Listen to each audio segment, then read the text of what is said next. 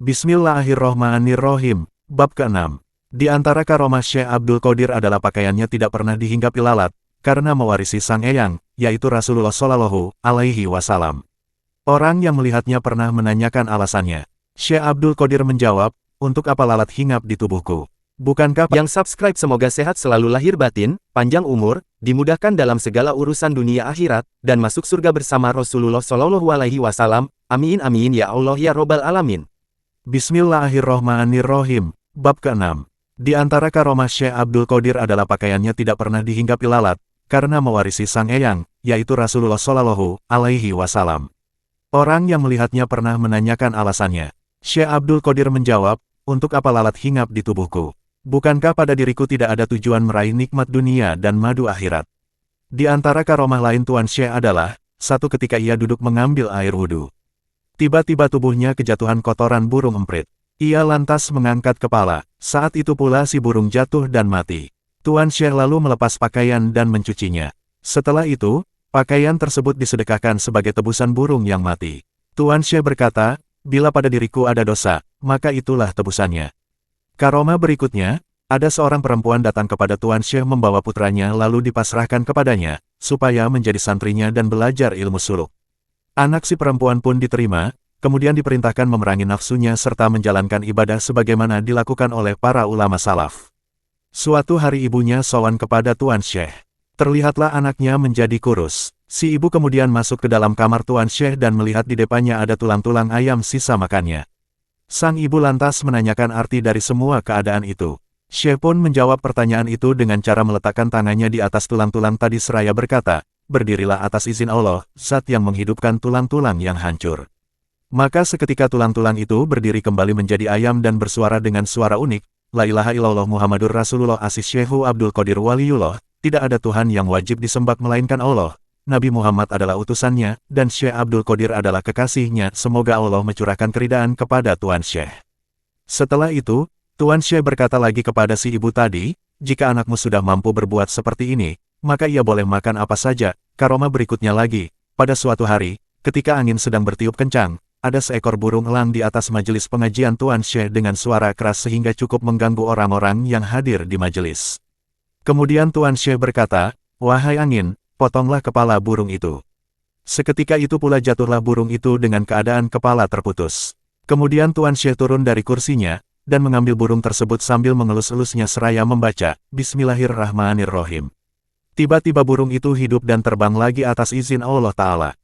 Kejadian itu disaksikan oleh orang-orang yang hadir di majelisnya. Dalam karomah lainnya, disebutkan Syekh Abu Umar Utsman As-Sairafi dan Syekh Abu Muhammad Abdul Haqi Al-Harimiyah, semoga Allah merahmati keduanya, bercerita, kami pernah berdampingan dengan Tuan Syekh saat berada di madrasahnya, tepat pada hari Ahad 3 Safar tahun 555 H. Tuan Syekh saat itu berwudu dengan klompennya lalu salat 2 rakaat. Usai salam, ia berteriak sekeras-kerasnya seraya melemparkan klompen yang satu sejauh-jauhnya ke atas sampai tidak kelihatan oleh pandangan kami. Kemudian ia melakukannya lagi dengan klompen yang kedua. Kemudian Tuan Syekh duduk. Tidak ada seorang pun yang berani menanyakan kejadian itu. Setelah 23 hari sejak kejadian itu, datanglah serombongan musafir dari luar negeri. Mereka menyampaikan, kami mempunyai nazar. Maka kami mohon diizinkan untuk menghadap kepada Tuan Syekh. Beliau berkata kepada kami berdua, ambillah nazar yang dibawa mereka. Kemudian mereka memberikan barang nazarnya yang berupa emas, pakaian sutera, pakaian berbulu, dan klompen milik Syekh Abdul Qadir. Maka kami bertanya kepada mereka tentang apa yang terjadi sesungguhnya. Mereka bercerita, pada hari Ahad tanggal 3 Safar yang lalu, kami dalam perjalanan, tiba-tiba ada serombongan orang yang dipimpin 2 orang. Mereka merampok harta kami dan kami pun turun ke tepi jurang. Selanjutnya, kami berunding hingga sepakat kalau harta kami bisa selamat melalui wasilah Syekh Abdul Qadir, semoga Allah mencurahkan keridaan kepadanya. Al-Fatihah, kami bernazar akan memberikan sebagian harta itu kepada Tuan Syekh. Dan ternyata nazar kami terkabulkan. Tidak lama sejak itu kami mendengar suara yang amat keras sebanyak 2 kali hingga memekikkan telinga, bahkan berdesing hingga memenuhi seluruh lorong jurang. Kami melihat mereka begitu lelah, gemetar, dan ketakutan. Kami menduga bahwa mereka kedatangan perampok yang merebut hasil rampasan mereka. Tiba-tiba di antara mereka ada yang mendatangi kami dan berkata, kemarilah kalian untuk ikut kami. Ambillah kembali hartamu dan periksalah apa yang membingungkan kami. Kemudian mereka membawa kami kepada kedua pemimpinnya. Ternyata kami mendapati mereka berdua telah meninggal. Sementara di sampingnya masing-masing ada klompen yang masih basah dengan air. Akibat kejadian itu, yang lain menjadi ketakutan hingga harta yang dirampasnya dikembalikan kepada kami. Mereka mengatakan, peristiwa ini menggemparkan dan tidak pernah terjadi sebelumnya. Karomah selanjutnya, pernah ada seorang laki-laki dari kota Asfihan berkunjung kepada Tuan She untuk mengobati budak perempuannya yang sering tak sadarkan diri walau sudah diobati kemana-mana. Kala itu, Syekh Abdul Qadir berkata, ini gangguan jin dari Goa Sarandip. Namanya Jin Hanis. Apabila ia sakit lagi bacakan di telinganya, hai Jin Hanis, Syekh Abdul Qadir, semoga Allah meridainya, yang tinggal di Baghdad mengatakan kepadamu, jangan kembali kalau tidak ingin binasa. Tak lama laki-laki itu pula dan tidak datang lagi. 20 tahun kemudian, si laki-laki datang lagi menghadap Tuan Syekh. Ketika ditanya, ia menjelaskan bahwa apa yang disarankan Tuan Syekh sudah dilaksanakan dan penyakit pun sembuh sampai sekarang.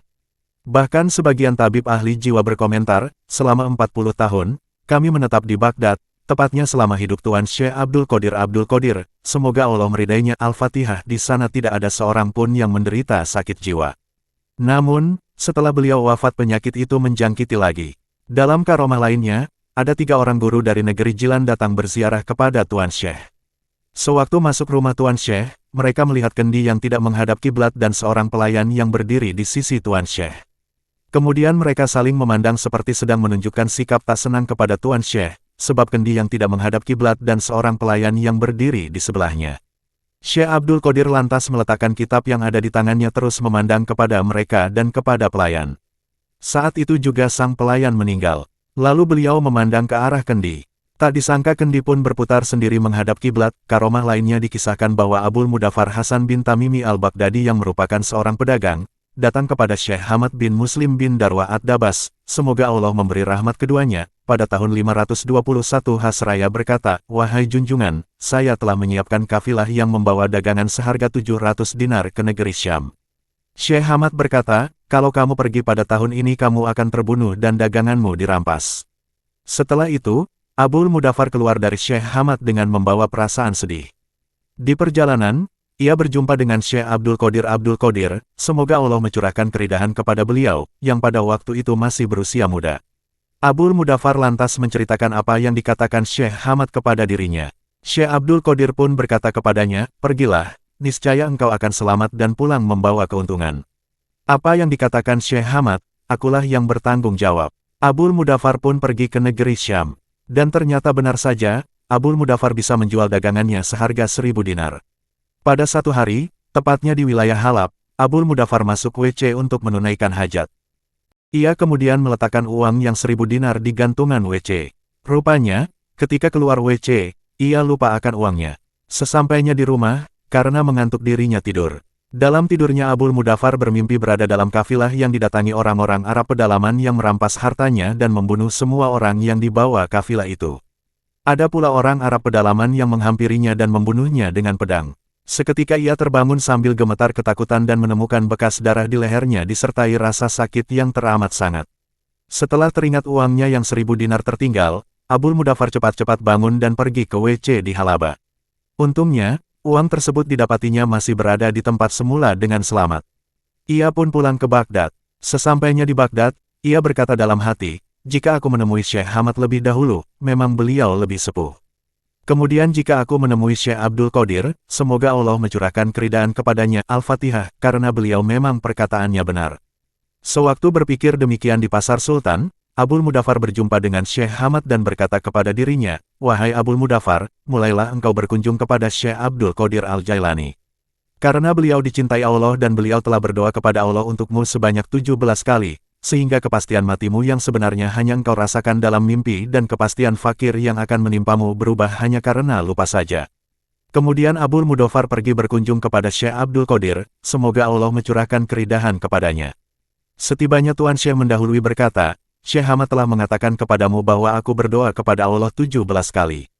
Demi kemuliaan Allah yang berhak disembah, sesungguhnya 1 kali aku berdoa kepada Allah untukmu sebanyak 17 kali dan 1 kali lagi aku berdoa 17 kali sampai 70 kali, sehingga terjadi seperti apa yang dikatakan Syekh Hamad. Dalam karomah lainnya lagi, disebutkan bahwa Syekh Ali Al-Haiti dan Syekh Syarif Abdullah bin Muhammad Abal Ganaim, semoga Allah memberi rahmat keduanya, berkunjung ke rumah Syekh Abdul Qadir, semoga Allah mensucikan dirinya. Ternyata di sana sudah ada seorang pemuda yang sedang terkulai lemah.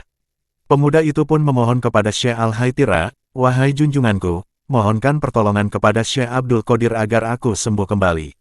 Maka ketika disampaikan, Syekh Abdul Qadir pun memberinya pertolongan dengan mengatakan, "Sungguh aku berikan pertolongan kepadanya."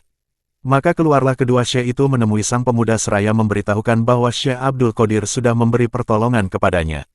Seketika sang pemuda bisa berdiri lalu keluar melalui jendela rumahnya lalu terbang ke udara. Kemudian kedua Syekh tadi kembali menghadap Syekh Abdul Qadir, semoga Allah mencurahkan keridaan kepadanya. Keduanya pun menanyakan ihwal pemuda tadi. Lantas Syekh Abdul Qadir menjelaskan bahwa pemuda tersebut sesungguhnya berkata dalam hatinya, "Tidak ada di Baghdad ini seorang pun yang bisa sepertiku. Karena itulah aku lenyapkan kehebatannya. Kalau bukan karena Syekh Ali, kehebatannya tidak akan aku kembalikan." Al-Fatihah. Bersambung selanjutnya ke part 7 masih bab 6.